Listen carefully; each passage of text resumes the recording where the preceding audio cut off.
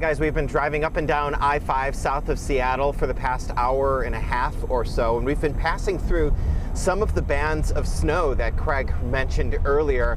Wasn't too heavy, it was a light snow, but it seems to have tapered off at this point, leaving behind a wet roadway. That's a slippery surface for some drivers tonight, and it's something that WSDOT will be keeping an eye on overnight. Here's their game plan for the coming hours, overnight and into the morning.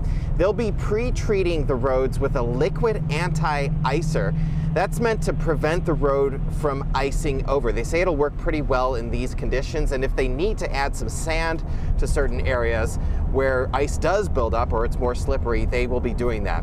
They're focusing on primary routes first. So we're talking about the interstates, I-5, I-90, 520.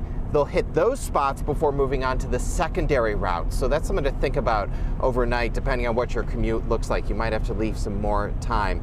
They are responding to reports of ice on the roadways. Usually, Washington State Patrol will let them know if they're seeing a bunch of spinouts in one area or if there's some reports of slippery conditions. WSDOT can quickly redeploy its trucks to those areas to start focusing on them. They have 100 plow trucks across the Northwest region. Not all of them will be out tonight, but many of them will, and they'll be focusing on those areas where they think the roadway will be freezing first. Some of those areas include ramps, curbs, overpasses. That's where you should be exercising extreme caution tonight and into tomorrow. Those are the areas that could freeze first.